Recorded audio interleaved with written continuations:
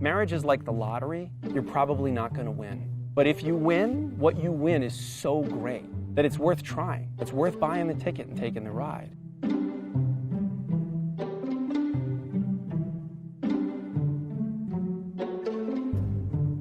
You know, 53% of marriages end in divorce in New York State. So if I said to you there's a 53% chance that when you walk out the front door today, you're gonna get hit in the head with a bowling ball, you would either stay inside or at a minimum you would wear a helmet. You know, you buy a house, they make you fill out 50 forms explaining that you understand the lead paint disclosures, you understand the loan, you understand everything. You get married, you don't even get a pamphlet. You don't even get a piece of paper that says, oh, by the way, you just did the most legally significant thing other than dying you'll ever do. The fact that you're entering into this significant legal contract, but most people have zero idea what's actually involved in that contract and spend a lot more time figuring out what kind of cake we should have at the event, is a really strange thing to me. Take marriage seriously. If you want to be with a person who is social and very outgoing, then don't marry someone who is a homebody. This is who I want. This is what I expect. If this doesn't work for you, then you may not be the right guy for me. It's critical that those expectations are communicated early. You're not going to change all that much just because you're getting married. And the person that you're marrying is most probably not going to change all that much either. I always tell clients, you divorce the person you were married to. And because clients come in and they'll say, you know, in this shocked way, say like, I can't believe he's being so vindictive.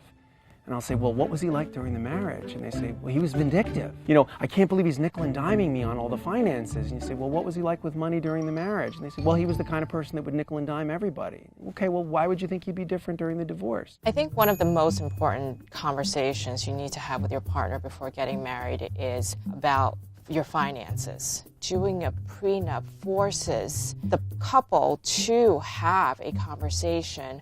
With a prenuptial agreement, there is mandatory financial disclosure. Most people are out there making their own money, and by the time they get married, they have their own bank accounts and, you know, student loans or credit card debts. And those are all sort of important things to know about the person that you're going to marry.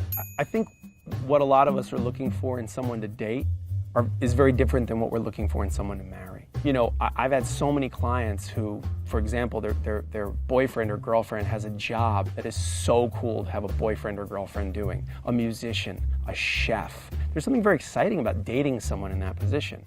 But think about what it's going to be like to be married to someone in that position. A chef who works really long hours late into the night. A person who travels for business and is on the road, you know, 45 weeks of the year. What makes for a good boyfriend or girlfriend and what makes for a good spouse or partner, especially if you want to have kids, is a tremendously different thing much of the time. When you represent people in divorce, you see good people at their worst. So I've seen, you know, stay-at-home moms who, in the middle of a courtroom, you know, throw something at their spouse. The biggest mistake that people make when they're getting divorced is to make this into the winner and loser situation. They get so caught up into standing their ground that they lose focus of what really matters and the collateral damage that's happening around them.